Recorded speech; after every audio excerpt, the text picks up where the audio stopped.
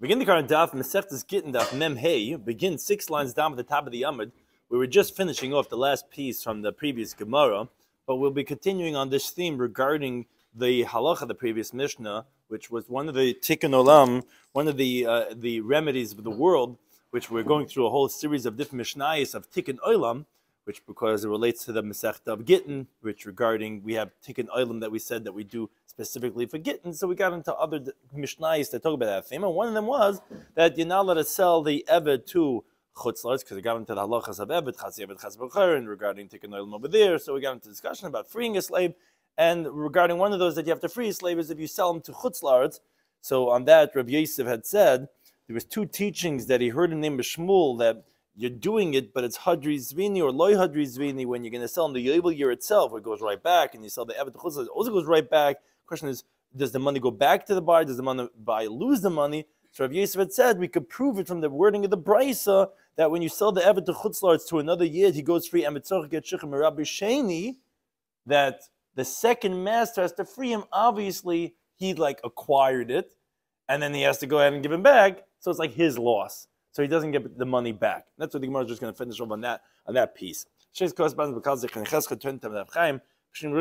daf. Some discussed in today's daf are 4 explanations in the pasuk Saskir Eved al Dainav. It's not clear what the pasuk means.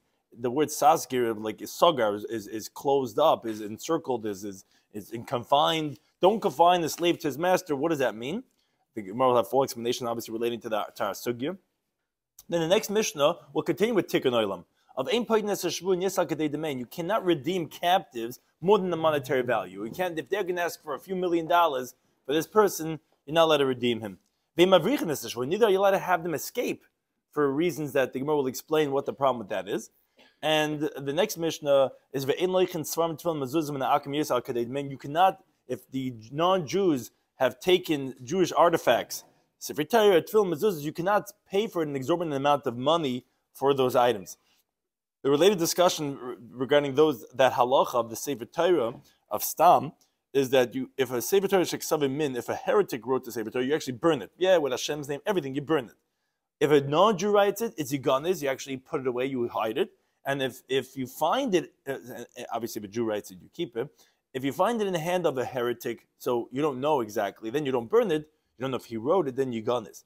Now, if nimtza be out of a kachavim, you find in the hand of a non-Jew, so there we have machlekes. Some say you hide it because maybe he wrote it and maybe he wrote it l'shem avodah zarah. Some say actually you can read from it because it's going to be, as we'll explain, a double suffix. Sfek sake, did he write it? Maybe a Jew wrote it, and even if he did write it, well, maybe he did it l'shem Yisrael because he was going to sell it to a Jew. And actually, the Gemara discusses that Sefer Torah sheksava b'kachavim regarding Sefer Torah that a non-Jew wrote. We have 3 machlekes, and the Gemara can explain what exactly it's not a machlekes. There are 3 different opinions. One bride says you burn it. One bride says that, I mean, it's machlekes, it's not a contradiction. One says you hide it. One says you actually could read from it. So 3 machlekes regarding a Sefer Torah that a non-Jew writes. So begin the current Daf Mem Hey, 6 lines down at the top of the Amud, that the Gemara is just finishing off the theme of the previous Daf. I'm only a Baila Rabbi Yosef. Abai said to Rabbi Yosef, again, the reason why he's saying to Rabbi Yosef is because Rabbi Yosef had made a dig from the Brisa, like we said, that the second master has to give a shiur, and when you sell the Eved to Chutzlars, he goes free. But whose loss is that? That's the loss of the second guy, because the second guy had already paid for it, and now he has to free him. And that was the diuk, that was the inference. So on that, I'll ask Abaya, wait a second, my chaz, what do you see fit? When the guy sells his Eved to Chutzlars to continue the lokech, did you penalize the buyer? It's his loss. Why didn't you penalize the seller? He's the one that violated the Isser of selling the Eved to Chutzlars. So Rabbi Yosef said back to him, Lavach bara ganav. It's not the mouse who steals. Elachuda. It's the hole in the wall that the mouse goes inside, and that's how he saved from the housewife is trying to chase down this, or the cat trying to chase the mouse away. It's the hole that's gone of that steals. So the initiator, the mouse, the one who's selling, he's not the problem. He's not the thief. It's the hole in the wall, the one who lets him escape. The buyer who facilitates this, he's the thief. So Amalei Abai says, I don't understand. If not for the mouse, we would the hole get the stolen piece of cheese.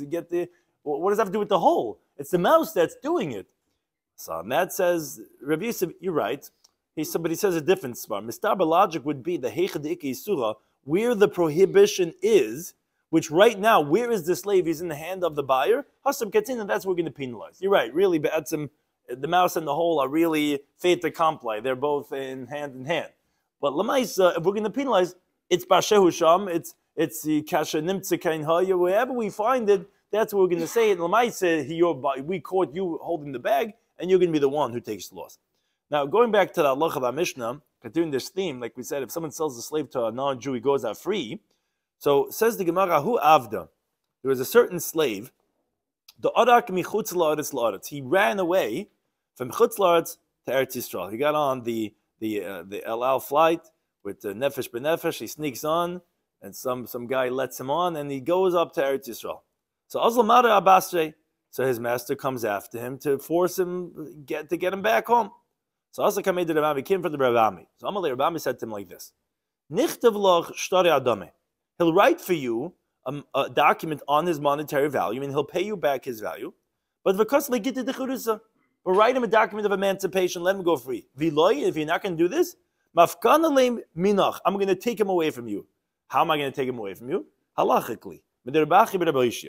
What's this teaching in Bracha B'Beishia? So in time in the Bryce, it's a little bit complex because we're going into now some psukim. We're going to have to interpret it, and there's going to be a few different opinions. But one of the opinions will show that if you have an Eved that runs away from Chutz La'aretz to Eretz Yisrael, he goes free. And you can't force him to go back home. So therefore, either you do this the nice way, or I'm going to make it a total loss from you, because I'm going to pass you Rabbi Beishia, and you're not going to have any rights at all on him. What's this teaching? So there's a pasuk by the Shiva Umais, the 7 nations of Canaan, which we had a commandment to wipe them out. It says in the pasuk, Lo Yeshu Ba'artzacha, they shouldn't dwell in your land.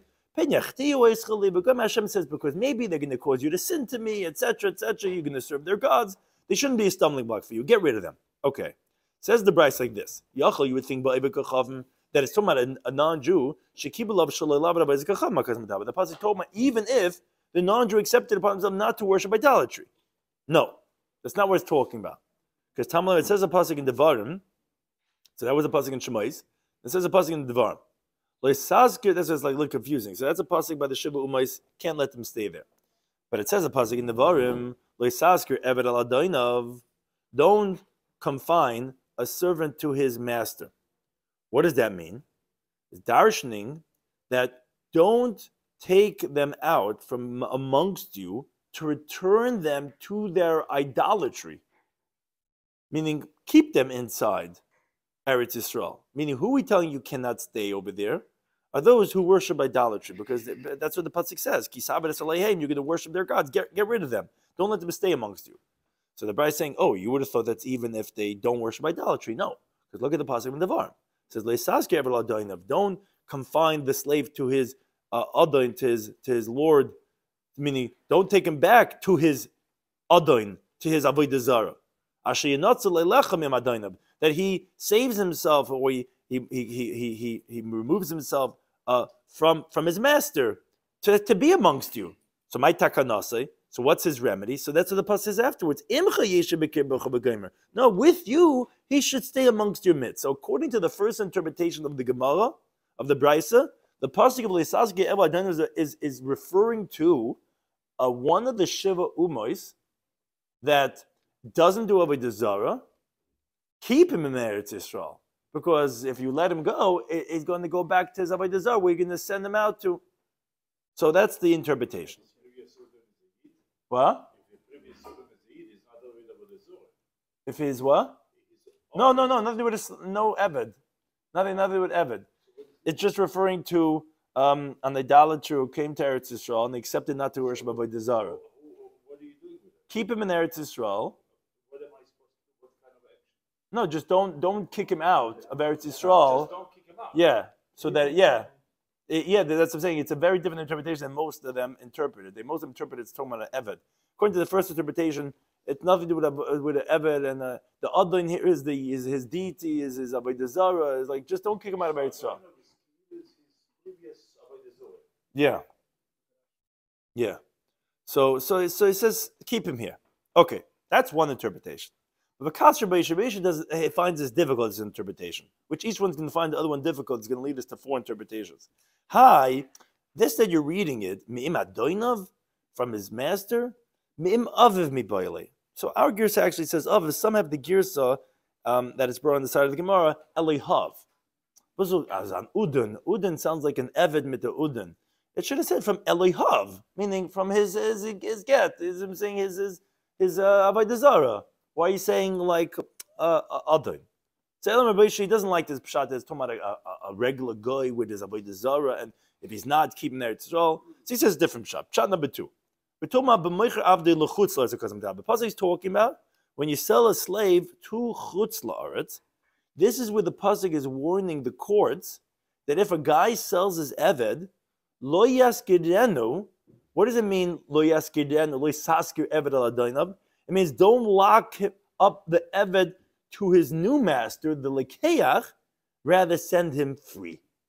So according to the second interpretation of Rabbi Shloimy, this is the pasuk that says that Bezdin should get involved. If this guy sold him the chutzlars, don't lock him up to his adain, meaning to his new buyer. Get him out. Free him, because the guy sold him from Eretz Yisrael to chutzlars. That's interpretation number 2. No, that's talking about Bechlal. He might that pasuk is talking about the 7 nations of Canaan. Don't leave them. That could be unlimited. Never leave them. Just wipe them out. That pasuk is like almost unrelated. The first Tana brought it together. He said, "Oh yeah, don't leave the Canaanim." Then he has a pasuk in the bottom. He said, "Well, maybe sometimes leave them if he doesn't do avodah zarah." According to this mandam, according to Rabbi Shloimy, these 2 pasukim are unrelated. That pasuk is talking about the 7 nations of Canaan, and this pasuk is talking about an eved with his adon. And it's talking about when you sell him from Eretz Yisrael to Chutz La'aretz. Don't lock him up by his new master. Okay. The problem is the Bekasha Leilib Achib Rabbi Yisrael. He finds this also difficult because he says the wording is still a little off. Hayasher Yinotzel Elecha.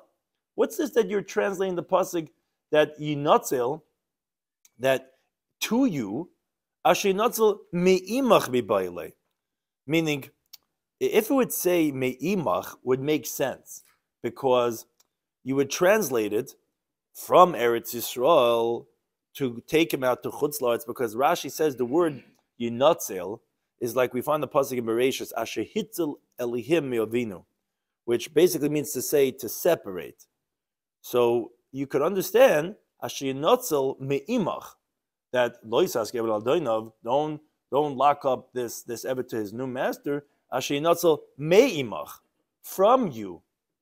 But Eilecha, to you, it's not to you, it's away from you. It's because it's to Chutz La'aretz. So why are you saying Eilecha? It should be Me'imach. So he doesn't like this pshat either. So Elomer Rabbi Yisrael says a third pshat. Be'eved shebarach michutz la'aretz, because he likes Eilecha, which is to you in Eretz Yisrael. Or else if you're saying from Eretz Yisrael to Chutz, you said Me'imach, from you. So he's saying no, the other way around. It's not talking about a slave that was sold from Eretz Yisrael to Chutz La'aretz. It's talking about, and if you recall, this was the Tana that he was threatening. He says, I'm threatening you with that Tana. If you don't go ahead and write him a get shiur, and he'll at least pay his value, I'm going to take on this Tana, which is Tana number 3. What does this Tana say? How does he translate the pasuk? The pasuk is talking about when a slave runs away from Chutz La'aretz to Eretz Yisrael. That's Asher Yinotzel Eilecha, that he separates to you, to Eretz Yisrael. That's the ruling that he told him, Rabami. He said, look, either free him or else I'll paskin like this Tana, which again, this Tana holds, he goes free. So that was why we brought in this brisa. But again, that's opinion number 3. But Tana either in another brisa, opinion number 4. Don't confine a slave to his master. Rabbi Shloimy says a different shot. But the keach eved, it's talking about when you buy a slave, amanas l'shachre, on the condition of the free makaz, but that's what the pasuk is talking about. Meaning the pasuk is warning the court that they should force this guy not to enslave this slave that he bought him with the intention of freeing him. Meaning they're selling $700 this slave, and they have this guy with chains that they're selling in the marketplace. Says, I'll buy him and I'll free him right after I buy him, and he buys him. So the pasuk is saying that he has to free him. So the Gemara says, what's the case talking about? He says the Kasle Hachi, he wrote like this. He wrote to him, and I'm going to buy you. You are acquired to yourself from now. So therefore, when he buys him, he's retroactively freed. And it's actually from here that the Gemara in Yevamos Daf Tzaddik Gimel says that Rebbe, who's this Tana, holds like Reb Meir, who holds you could be makna davar shaloi b'la'olam because it wasn't here yet. How can you be makna to him himself to go free if you didn't buy him yet and you're being obligated in that? Obviously, Rebbe holds like Reb Meir, they can makna davar shaloi b'la'olam. That's interpretation number 4 in this pasuk of Lisaski. You have a pasuk in Chumash. You have 4 different interpretations. What exactly does it mean? Does it mean a non-Jew who accepted not to do Avodah Zarah? Does it mean ever that was sold from Eretz Yisrael to Chutz La'aretz? Does it mean a slave who ran away from Chutz La'aretz to Eretz Yisrael? Or does it mean when the master bought the Eved, Amnas Shachrei? That's the 4 different interpretations in this pasuk. The story that's regarding a slave running away. Rav Chizda Adikle Abdullah Beikutai. Chizda had a slave that ran away to Beikutai, which was in Chutz La'aretz, and Rav Chizda also lived in Chutz La'aretz. He lived in Bavel. So Shochlahu, he sent to them, Hadrun Ali, give him back to me. Shochale, they sent to him, these people from Kutai were from the Kuthians. They sent to him, Loisashke Evladainov. Nay, steht in Pasuk. It says, don't confine the slave to his master. If the slave runs away, you're not allowed to send him back to his master. So the parentheses has, Shochale, he sent to them, steht in Devarim, B'chein tas lechamoyroi, meaning when you lose something, it says, you should return it. You should do this to his donkey. You should do this for his garment. You should do it for all the lost objects of your brother. Meaning, this is manavaida. This is my thing. Give it back to me. They sent him, but it says, don't confine the slave to his master. We're not giving him back to you. So on that, he sent to them, that talking about, you're quoting me a pasuk. That pasuk is talking about when the slave runs away from Chutz La'aretz to Eretz Yisrael. And like we said, that's elecha. But in Chutz La'aretz, if a slave runs away, he doesn't automatically go free. So therefore, give him back to me. Now the Gemara wonders, there was 4 different interpretations how to translate that pasuk of Leisaskir. Why did Rav Chizda specifically pick interpretation number 3 to tell the Kuthians, which actually is the closest indictment of his story, which was running away? He could have said it's nothing to do with that. Talking about a guy was makabel mitzvahs or whatever it is.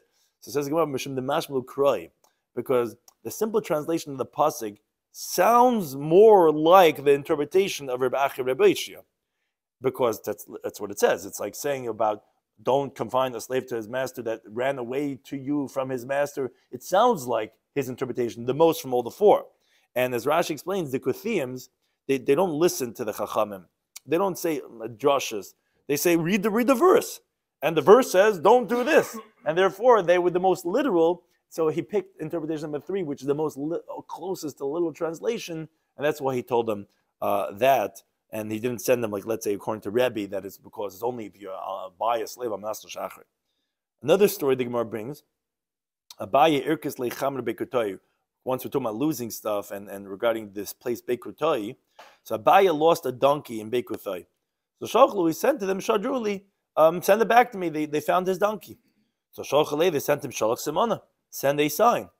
Shochlu, he sent to them the Chibur Krise, its stomach, its belly is white. Shochlu, they sent him Ilavdi Nachmeniat. If not that you were Nachmeni, which was his real name, in other words, we recognize by you that you're a pious person and you wouldn't lie. If not for that, we wouldn't have sent it back to you because you think all the donkeys don't have a white belly. What type of sign is that? But since you're Nachmeni, you're Baya, so that will be enough for us to send it back to you. Now the Gemara continues with the next Mishnah, continue on this Tikkun Olam, that we're talking about different things that are for the remedy of the world. We instituted certain things by Chazal to make sure that we don't have certain problems. One of them is, says the Mishnah, there are sometimes, and still done in today's times, people are taken captive, kidnapping, whatever it is, and you don't redeem captive, yes, akadei demain.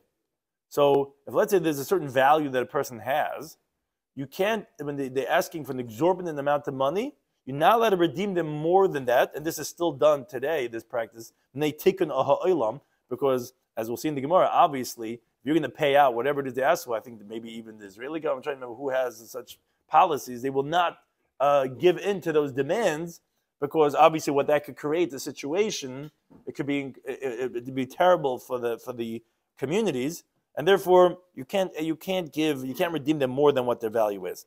That's one thing. What? Right. Right, exactly.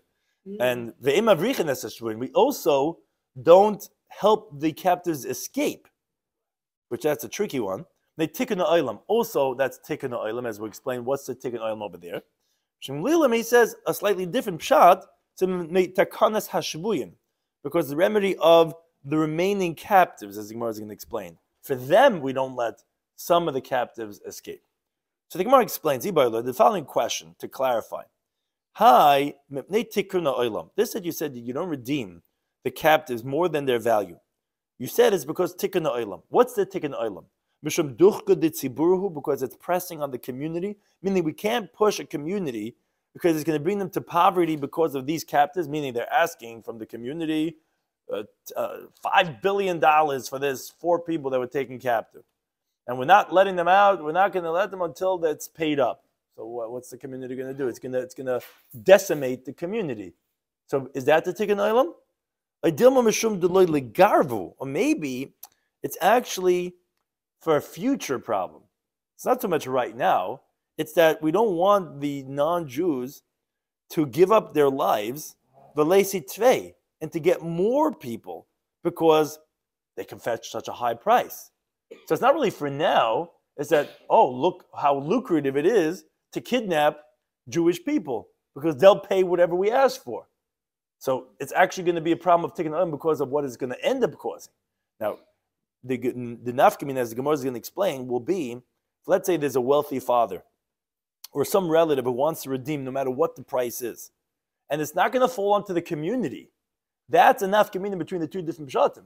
Because if he says duch d'tzibura, so then it's not relevant because this papa is worth a few $1 billion. So to kidnap his kid, he could pay it out, that ransom money. So maybe then you would be allowed. But if it says it's a problem for the future, then you're not allowed to, because it's not about you.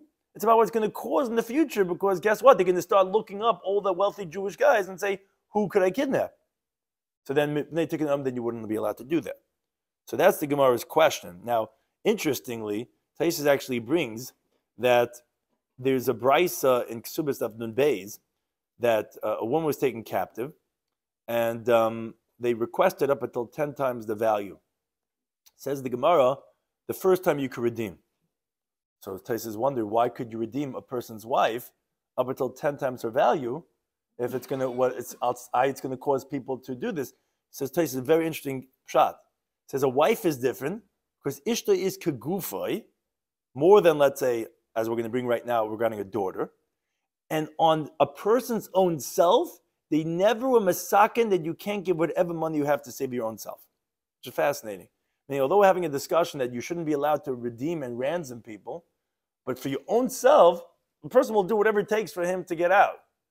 So therefore, he's allowed to do whatever he wants to do. And the wife is ishtay kegufay. So therefore, unlike a daughter that will say maybe you're not allowed to from halacha, but since a wife is like your own self, and you could do whatever you want for yourself, same thing would be for a wife is also the same thing. Or Taisa says maybe it's talking about because that was by the Churban Abayis, where it doesn't apply loy ligravu because they could do whatever they want with Jews anyway. So it's not like we shouldn't create this element that they might come to do it. They can do it anyway. So then you can do whatever it is anyways because it won't cause ligravu. It's not going to cause them to end up doing it. So that's two pshatim and Taisus, but interesting the way he says is regarding a wife and a husband. But al kaban, this is the Gemara's question: what's the tikkun olam? So it says the Gemara Tashma to being a raya, because what happened was the Levi Bar Darga, that was his name. Parka lebrate, he redeemed his daughter, but Tleiser Alfi Din Rezav, which is 13,000 golden dinar, which obviously sounds like an exorbitant amount of money, and therefore the Gemara is assuming that obviously the problem is because of duchi ditzibur, because it's gonna be too much on the community. They say, okay, we'll do another raising campaign, this guy, whatever, and people can't afford that. So no, he paid out himself. So you see, if the guy is going to pay it out himself, that's okay. And obviously it's because ducha ditzibura. Says the Gemara, Amabai, it says, it's not true. It's not a raya. Who said he did it with the consent of the sages? Maybe he did it without the consent of the sages. Meaning, maybe for halacha, he wouldn't be allowed to because it might cause future people to be kidnapped because of he's paying out all this money. But as would happen, a person for his own daughter might violate the halacha of tikkun olam and do it anyway. So it's not a raya from what he did. That means that's what the halacha is. So the Gemara did not answer the question, what's the tikkun olam of that you're not allowed to redeem captives more than their value. The next halacha, said the Mishnah, was you cannot help the captives escape. They tikkun olam. So you have to know with Antebi or whatever it is, why you have the captives or whatever it is, are you allowed to help them escape? So the Mishnah says, no, you can't. They tikkun olam, as we'll see in a second what that is. It says, no, the problem is when they takana shavuyin, because of the remedy of the captives. So the Gemara says, what's the difference between them? So the difference between them is the leke elachad. If there's only one captive. So the Tanakama was concerned for the tikkun of the entire world. Meaning, what happens is that if you're going to help captives escape, so maybe in the future, what they're going to do is that they're going to put them in chains and they're going to put them in harsh conditions because you helped them escape. So they're going to say, okay, we're going to make sure next time we have a bunker 10 miles underneath the floor. We're going to do whatever it takes. And it's going to create more difficult conditions because you helped them escape. So according to Tanakama, you can never help them escape. Because if you do that, then next time they're going to make a worse situation. Now, Reb Shimon was not concerned only if there are other captives and you help some of them escape. Because then they're going to be upset at the remaining captives and they're going to really beat them up and they're going to torture them. So it's the remaining ones. But you help them open. If there's only one, then there's no problem. So that would be the nafkamina. If there's only one, you help them escape. So good. According to Reb Shimon Gamliel, that would be permitted. According to Tanakama, that would be forbidden. And oftentimes there are their chief rabbi in so they have these types of questions regarding halacha that do apply, obviously, leilenu for situations in certain countries. Help them all escape, right? It would seem like that would be the same. Then there wouldn't be any collateral regarding the remaining people. That would be nafkamina lahalacha between these two different opinions. If it's because of the rest of humanity or because of this specific group of captives. Now the Gemara, once we are talking about captives, so the Gemara actually brings like a parenthetical story, which Bansid Rav Nachman, the daughters of Rav Nachman, Bachashan Kidra Bidayu. Interesting, what they did is they would actually mix a boiling hot pot with their bare hands. Now, when people would see that the fire wasn't hurting their hands, they said they must be tzidkanias, they must be righteous women. Said, well, you have to go for bracha, you have to go because this is like the mamash mixing the hot pot of soup with and it's not even the lead that they were mixing over there. It was some hot pot, maybe they're making a chicken soup, boiling hot, people get third degree burns, and they were just mixing with their hands. Now, Kashler of Elish found this difficult. Sometimes healthy sense of skepticism is sometimes good. He says, it says a pasuk in Keheles, Adam echad me'elef metzasi, and 1 out of 1,000 men did I find that he's a tzaddik. That's what the pasuk says. And be'isha b'chalela lo metzasi, says the pasuk. And a woman in all those, I didn't find. So 1 out of 1,000 are going to be a tzaddik, and mit dem alts, from all of that, you don't see mit a peltz a fro. You know what I'm saying? No, they're not a rebbe. He says, oh, gebannt said Rav Nachman. But to do the techt of Nachman, größer tzidkoni is mishta the zip mit the hand. What's going on over here? It says it bothered him. He didn't understand apusik in Kahelis. So what happened was the story goes on. Garmalu Milsa, something happened. Vishtabyan and the daughters of Nachman, doesn't tell us what the story was, but they were taken captive. Vishtaboy Iunam Badai, and her village was also taken captive with them. Okay, Yemachad, one day, Hav Yosef Gabehu Gaber. So Elish is sitting there eating his rations, sitting next to this guy. He knew the language of the birds. So Asa Urva V'Kokarle, a raven was coming in, chirping and calling out to him. So Malay, Rabbi Elish says to that guy, my kamar. What is that raven saying? You can see him sitting on this low wall like bricks, and they're sitting eating them from their paper bags. They're sitting there next to each other after the work they just did. He says, what's the raven saying? Amalei says to him, the raven saying, Elish barach, Elish barach. Elish, run away, Elish, run away.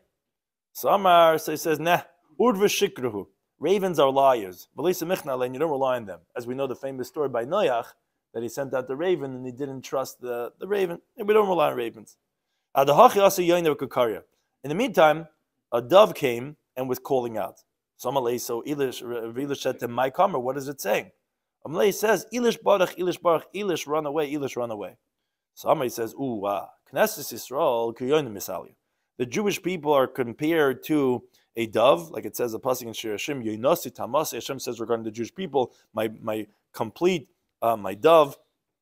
Says obviously that means the same miracle is going to happen to me, and it's time for me to run away from here, to escape. So Amar said, okay, before I run away, Ezel Achsi Bansid Rav Nachman. Let me go see what's doing by the daughters of Nachman, who are also in the same camp there, as taken captive. If they remain with their faithfulness, I will return them. Meaning he felt he's going to have a miracle that he's going to be able to escape. He'll take them with them to escape from Alcatraz. He says to himself, no, Nashe women, Kalmiladi Islahu, all the things that they have, the words that they want to discuss, Sidron Ladadi, they organize that, meaning they take counsel together, but Besakise. So this goes back many generations, not a new thing. The bathroom was always the place where Metitzach the throne. That's what they all the hak, all the things, that's Mimashmista. Okay. So he goes to the restroom, and Shemina de Karman, he hears them that they're saying, look, Adi Guvrin, these captors, they're our men. In our day where the Jewish people were, where our husbands in our are also governed, were also our husbands, also our men. In other words, what they were basically saying was, just like they were our husbands, now these men are our husbands. And we don't need our first husbands anymore. Let's tell our captives that they should get out of here. That our husbands shouldn't come and hear and come and redeem us. And we're done with that old life. Let's move on with our new husbands, with our Stockholm syndrome, or whatever it is. Let's go with our new men, and let's fight the world for these cause of whatever bandits took them. So come Arok. So Rav Elish got up and he fled. Also Iu Bahu Gaber. So he came with that man who understood the language of the birds. Now Rav Elish, the miracle happened to him, and over Mavra, he was able to cross over the water, and they couldn't get him anymore, and he escaped. He went through a sewer pipe, and he came out without a shirt on. He went through the mud. He came under, whatever. He got out. And Bahu Gavra, Ashkachu v'katlu. Actually, that other man, the guy who knows the language of the birds, they actually caught him and they killed him. But Kihadron Ba'asam, when Rav Elish came back, and Amai says, "Have a kabachshin kidja bechshafim." He says this, that the daughters of Nachman were mixing the pots with their bare hands was with sorcery. No groset tzidkunias. Even though the Rav Nachman was their father, this was kishiv. Isha b'chal eila mitzasi. That meinish as alle groset zachen is necessarily a maisa tzidkis. It also could be a maisa of kishiv.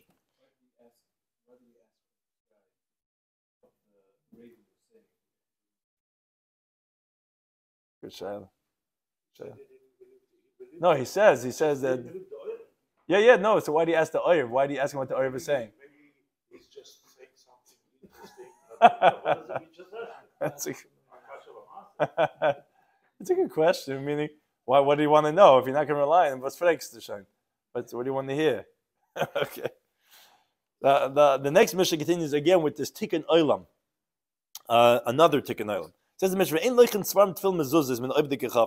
you don't buy Sefer Torah, Tefillin, mezuzahs from a non-Jew, they demand more than their value that they're worth. As you Gitin Daf, again, they take an olam. As Rashi explains, both of the reasons that we said in the previous halacha would be applicable over here.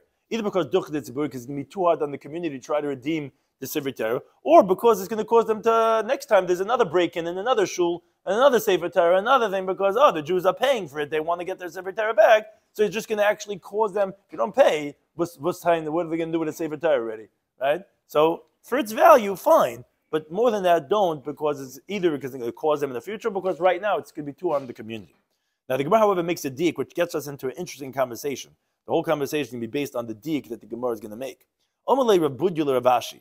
He says, yes, Akadid Main Hudain. Like, and you're telling me that when the non-Jew is putting up on his Amazon page, he says, Sefer Torah scroll, authentic Torah scroll, and it looks like one from Bar Park, like you. More than its value, you shouldn't buy it. But if it's worth the value, a Sefer Torah goes for whatever it is, 60, 80, 100, whatever it is, that you could buy. Okay, but the main point that one wants to is Shmamina. Obviously, you can infer from that the following halacha. Sefer Torah shenimtza b'yad oivik kachavim. Obviously, what that means to say is that if you find a Sefer Torah by a non-Jew, Karim you can read from it. Meaning, we're not concerned that maybe he wrote it for the purposes of idolatry, which it's a machlekes later on. So our Mishnah will prove this halacha that we're not concerned from that because you could buy from it and obviously you're using it. So no. Dilma maybe the dig of the Mishnah that when it's worth the value, buy it, doesn't mean you'll read from it. It means lignois. It means to hide it away, to bury it. We just don't want to leave it by him because maybe it's kosher. We don't want him to be mistreating a kosher Sefer Torah. But we're misafik, we are going to bury. We're not necessarily going to read from it. So it's not a riot to the mandama who holds that you could read from it. We're concerned that actually that maybe he did write it. If he did, we would have to bury it. So it's not a riot. It's just for the Geniza that we would buy it. And many people actually do buy certain things from Amazon, certain places when going and selling for that purpose actually. It shouldn't be in a state of disgrace, but not necessarily to use it. Nachman says in Gintin, we have a tradition that Sefer Torah sheksav min. If you have a Sefer Torah that was written by a heretic, Yisarev, it should be burned. Because most definitely it was written for Avodah Zarah, and it has no Kedusha at all. He could write Yikava, he could write God's name, it doesn't make a difference. It's garnished, and you burn it. Now, if a non-Jew writes, and not a heretic, you gunners, should be hidden away. Now, the reason for that is because, as the Gemara is going to explain actually later on why that is, and what's the halacha when the non-Jew writes it. Now, so we spoke about writing. Now, let's say nimtza b'yad min. Let's say you don't know if he wrote it. You find it by the heretic. They raided this heretic's house, and they find all this paraphernalia, and one of them you find is a Sefer Torah. So you gunners. So then you bury it. Why? Because maybe he wrote it, but maybe he found it from some Jew, and it's kosher. You're not going to burn it, but you won't read it. You'll bury it. Now, now let's say you find it by a non-Jew. So Amr lo Yiganis, some say that you should bury it because misafik, because maybe he wrote it. But Amr lo Karim, some say actually no, you could actually read from the Sefer Torah that you find. Let's say a non-Jew passed away, or you sold you a house and he left up in the attic all this old paraphernalia, and you find in the non-Jew's house in Tom's Rebbe, you find upstairs. Well, look at this, a Sefer Torah over here. So some say you could read from it. Why? Because it's a svek sveka. What's the svek sveka? What's a double doubt? First of all, that maybe a Jew wrote it. And if you even say that the non-Jew wrote it, maybe he wrote it to sell to a Jew, and not for the purpose of idolatry. Therefore, that Sefer Torah that you find, you'd be able to read from, and some say no, you would have to bury it. Now, however, this is where we get to an interesting conversation. Sefer Torah sheksav avikachavim. You have a Torah scroll that you know was written by the non-Jew. It was in the Daily Telegraph, and you see this non-Jew writing his Torah scroll, an authentic Torah scroll, and he learned the art of Safras. So three different brises. One brise says you burn it. The other one says you bury it. Another one says you read from it. So it's not a contradiction. It's actually a machlekes. If the brise says that you burn it, is Rabbi Lazahi. Something that he says in Mesechtes Chulin, in the second paragraph of Lamachesem Beis regarding the halachas of shchita, that stam machshavas evikachavim, that unspecifically the thoughts of an idolater is for idolatry. So therefore, if he wrote a Sefer Torah, he wrote it for the purpose of Avodah Zarah. But Avodah Zarah, you burn it. But other Tanya Yigan is the Brisa says that you hide it away, that you bury it. High Tana is going like a different Tana. The Tana of Hamnuna Berei Derava Mi Peshrunya, which is the name of a place. He says Sefer Torah or Tefillin or mezuzahs. Some have the gears, some have the gears, a mummer, a renegade Jew, and umaser, which is a malshan, an informer, or oivukachavim, or a non-Jew, or a slave, or a isha, or a woman, or a cotton, or a minor, or a kuti, or a kuthin, or a Yisrael mummer, or a renegade Jew. Pisulin, they're invalid. Why? Why, if they wrote any one of these things, is not kosher? Christian Emet says the pasuk in Devarim, says ukashartem, uchsavtem, it says ukashartem, so it puts together the tying on the tefillin, together with the writing of the tefillin, to tell you, kol sheyeshna b'kshira, whoever is in the category of putting on tefillin, yeshna b'chsiva is in the category of writing the tefillin. But v'chol sheyeshna b'kshira, whoever is not tying on the tefillin, ein b'chsiva is not in the writing. So, like Rashi explains, an eved and the isha, don't have the mitzvah of tying on the tefillin because the mitzvah says Shesman Garama because nighttime and Shabbos is not a time of tefillin. So they don't tie on tefillin. A Kuthian, this Tana holds, is Gira Royas, which means to say that he was only converted because he was afraid of the lions, which was a story that happened, but they weren't true converts, as the Gemara says about B'Kamadav Lamed Ches. A Mumar and a Musser, they removed the yoke of tying them, so they're for sure not putting on tefillin. So all these, they don't put on tefillin, so they don't write tefillin. Oh, so therefore, that's why they cannot write the tefillin. But that doesn't mean that it's Favay Zara, so you'll bury it because it's not kosher, but you won't burn it. But neither can you either read from it. That's the second Tana. The other Tana, this is what we learned, if a guy writes it, you can actually read from it. This high Tana is the following Tana. Tana like learn the Bryce. You're allowed to buy Sifrei Torah from non-Jews wherever they are, as long as it's written like the halacha. And the Ma'aser Rabbi Kachav Mechad B'Tzidin, there was actually a story of one non-Jew in Tzidin. He was the cipher of the town. This guy, this Harry, was writing the Svarim. The Rabbi Shloimy says you can buy the Sifrei Torah from this guy. Now, parenthetically, the Gemara asked the following question. From Shmuel, I don't understand. He requires that it should be the tanning process, the processing of the scroll itself has to be lishma for the sake of the Sefer Torah, and ksiva lishma loy, but the writing for its sake he doesn't require because a guy doesn't have lishma.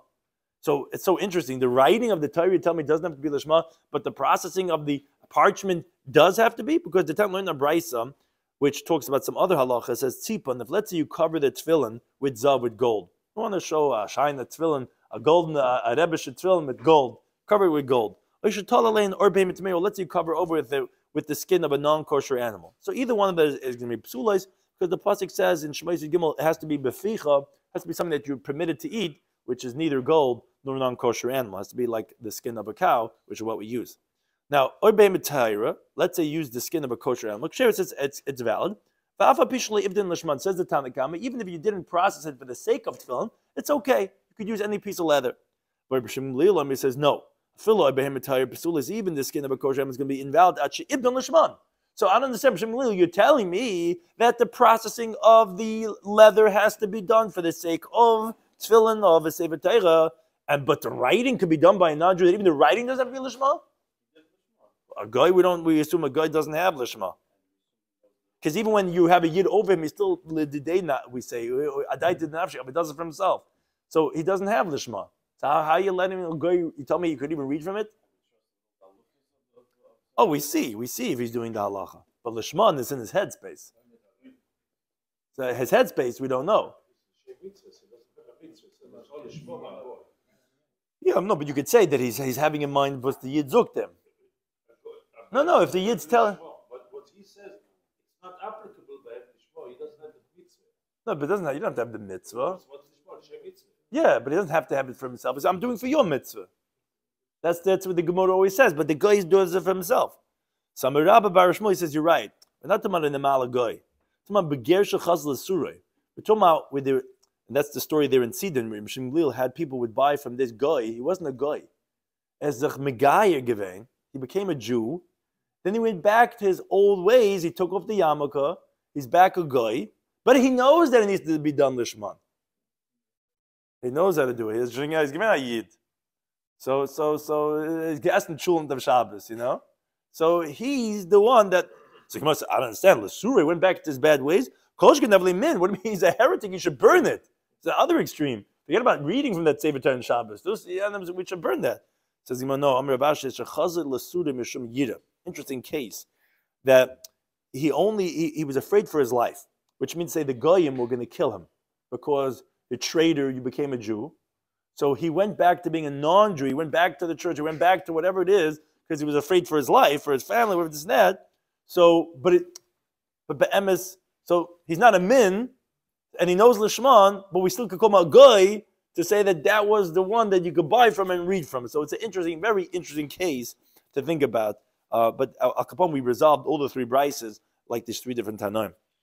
Now, qualifying the halacha of our Mishnah, although we learned that you're not allowed to buy from the guy the Sifrei Torah and all those things more than what they're worth, and the reason was that we shouldn't give the thoughts to the non-Jews to try to steal more svarim.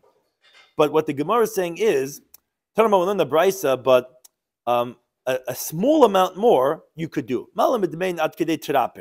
Meaning, let's say the price for a Sefer Torah is 80K. You could offer from 83K. In other words, it's not so obvious if you go up a little bit. That's not the problem. We just don't want to say, I'll pay you 300K. Like, oh, really? Wow, this is lucrative.